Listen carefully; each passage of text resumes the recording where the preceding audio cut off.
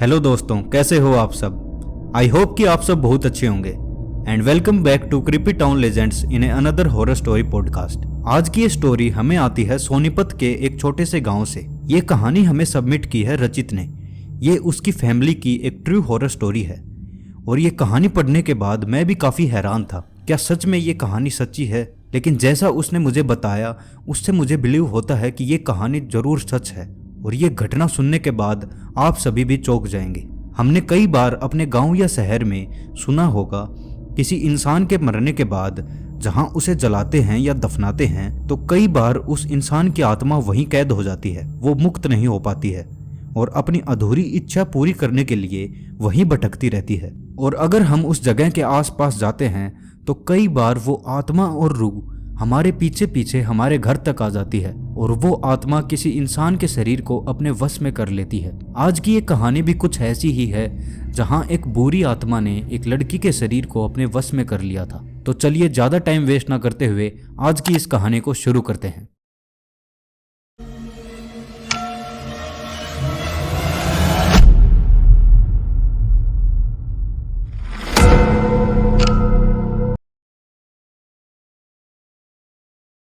मेरा नाम रचित है और मैं सोनीपत डिस्ट्रिक्ट के एक छोटे से गांव में रहता हूं। जिन लोगों को नहीं पता मैं बता दूं कि सोनीपत हरियाणा की एक डिस्ट्रिक्ट है और ये दिल्ली बॉर्डर के पास ही पड़ता है। ये कहानी है 2022 की। मेरी फैमिली में हम 4 मेंबर्स हैं, मैं, मेरी छोटी बहन और मेरे मम्मी पापा, और हम सब बहुत खुशी खुशी से रहते हैं। मेरी फैमिली का अपना एक बिजनेस भी है और फैमिली बिजनेस के साथ साथ हम खेती भी करते हैं। अगर देखा जाए तो हम लोग अपर मिडिल क्लास में आते हैं।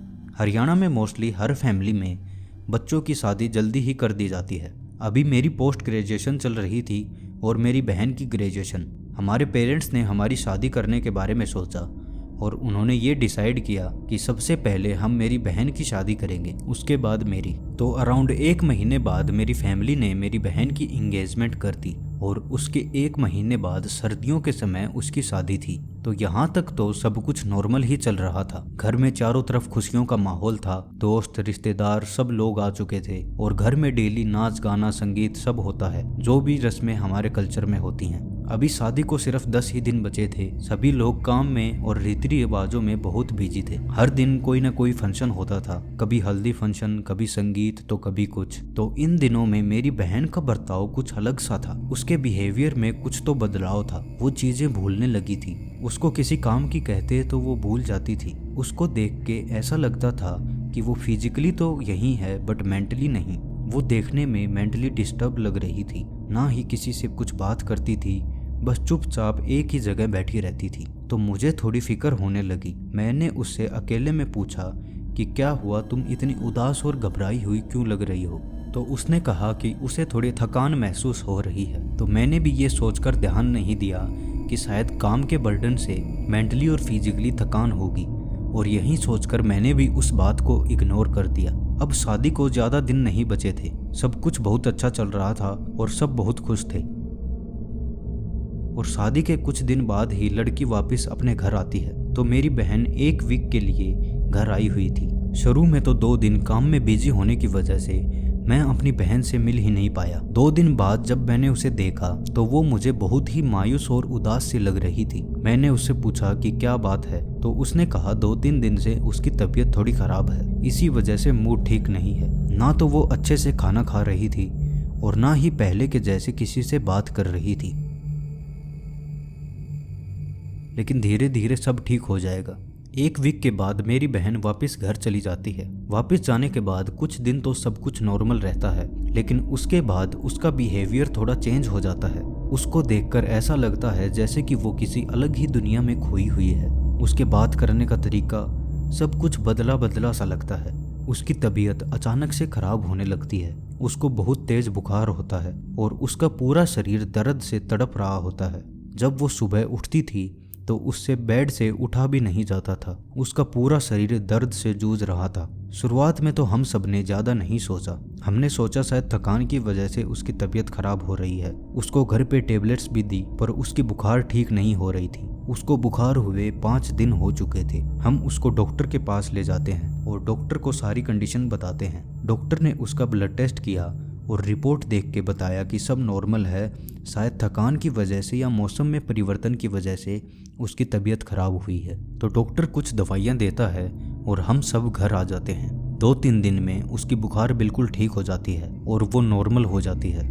तो हम सब यही सोचते हैं कि चलो अब सब ठीक है, लेकिन अब वो ज़्यादा किसी से घुल मिल नहीं रही थी, ना ही वो ज़्यादा किसी से बात करती थी। तो हम सब सोचते हैं कि अभी उसका मन नहीं लगा है, धीरे धीरे सब ठीक हो जाएगा। लेकिन फिर कुछ दिनों बाद वो अजीब सी हरकतें करने लगी। वो ना तो अच्छे से खाना खाती थी और ना ही किसी से बात करती थी। उसका चेहरा एकदम से पीला पड़ने लगा था। उसकी आवाज़ भी चेंज हो गई थी। उसकी आवाज़ में एक अजीब सा भारीपन था। जब वो बोलती थी तो ऐसा लगता था कि मानो कोई और ताकत है जो उसकी जगह बोल रही है।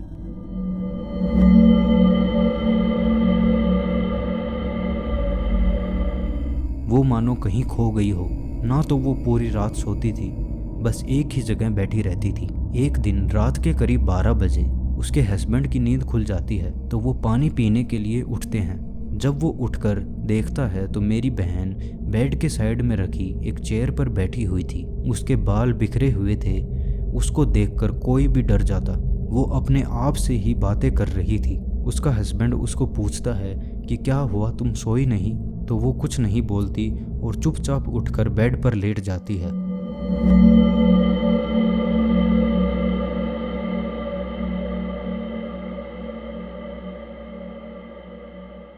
अभी तक तो सब इसे नॉर्मल मान रहे थे, लेकिन अब दिन प्रतिदिन उसकी हालत खराब होती गई।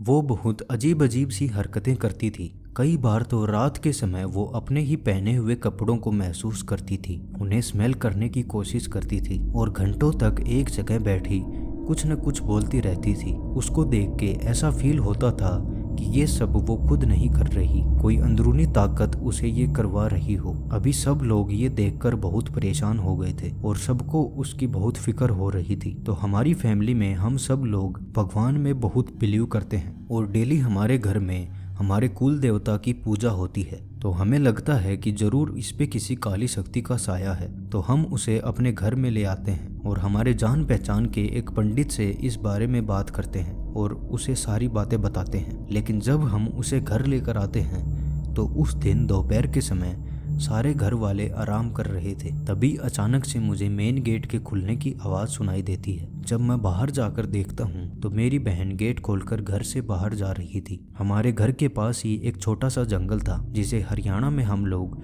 झोड़ कहते हैं। तो वो उसकी तरफ जा रही थी जहाँ मोस्टली बहुत कम लोग जाते हैं। तो मैं ये सोचकर थोड़ा हैरान होता हूँ और बिना कुछ बोले चुपचाप उसके पीछे पीछे जाता हूँ। वहाँ पहुँचने के बाद वो एक ही रैंडम जगह पे खड़ी होकर उसे घूरे जा रही थी और उसके चारों तरफ चक्कर काट रही थी। वो वहाँ खड़ी होकर कई देर तक उस जगह को घूरती रही और कई देर खड़ा रहने के बाद मैं उसे पीछे से बोलता हूँ और जैसे ही मैं उसे बोलता हूँ वो एकदम से बेहोश हो जाती है। तो मैं उसे घर लेकर आता हूँ और घर वालों को ये सारी बातें बताता हूँ। सब लोग ये जानकर बहुत डर गए थे। तो मेरे पापा अपने जान पहचान वाले पंडित को उसी टाइम घर में बुलाते हैं और उसे सारी बात बताते हैं। तो वो पंडित कोई पूजा वगैरह करता है और सब करने के बाद हमें बताता है कि मेरी बहन पर किसी बुरी आत्मा का साया है। किसी बुरी आत्मा ने उसके शरीर को अपने वश में कर लिया है।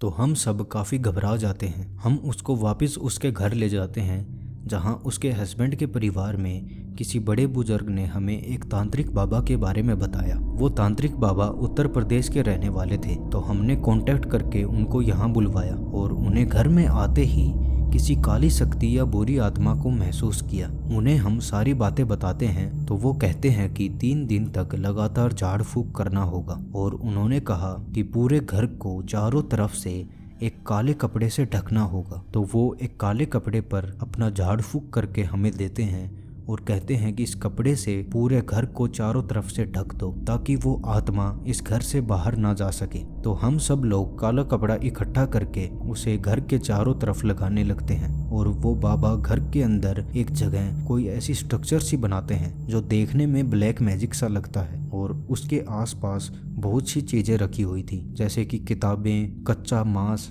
और भी कई सारी चीजें। कच्चा मांस इसलिए क्योंकि जो आत्माएं या ऐसी रूह होती हैं वो कच्चे मांस की तरफ बहुत अट्रैक्ट होती हैं और तभी वो मेरी बहन को वहाँ बुलाते हैं और मेरी बहन वहाँ आकर बैठ जाती है। तो मेरी बहन जो एकदम से बेहोश थी, उस बाबा के झाड़ फूक करने के बाद वो एकदम से एक आदमी की आवाज में हंसने लगती है।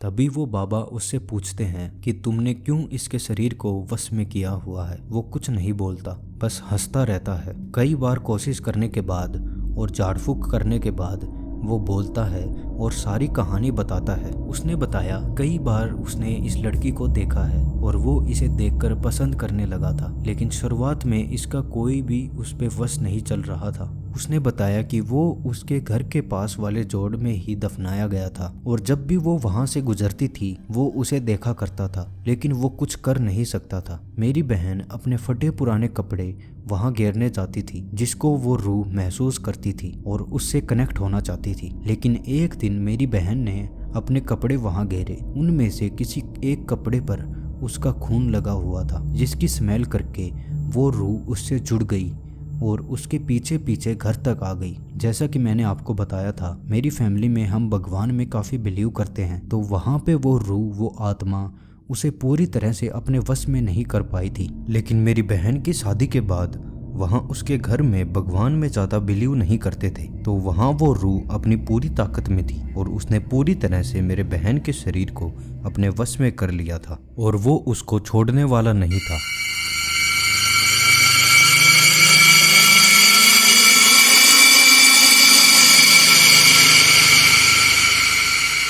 लेकिन तांत्रिक बाबा ने 3 दिन तक लगातार घर के अंदर झाड़ फूक की और उसी वजह से आखिर में उस रूह को मेरी बहन के शरीर से बाहर निकाल लिया और उसको एक मिट्टी के बर्तन में कैद कर लिया, जिसे हम यहाँ हांडी बोलते हैं। ये इंसिडेंट देखकर हम सब लोग बहुत डर गए थे, लेकिन कुछ दिन बाद धीरे धीरे मेरी बहन बिल्कुल ठीक होने लगी, लेकिन उसको कोई भी बात याद नहीं थी और ना ही आज तक हमने उसे इस बारे में बताया है। अब घर में सब कुछ नॉर्मल है और सब बहुत खुशी खुशी रह रहे हैं।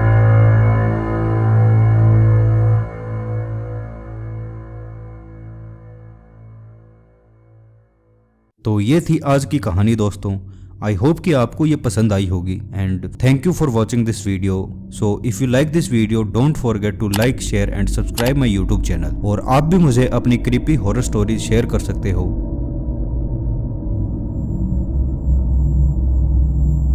सो मिलते हैं अगली किसी हॉरर वीडियो के साथ। Take care, bye bye.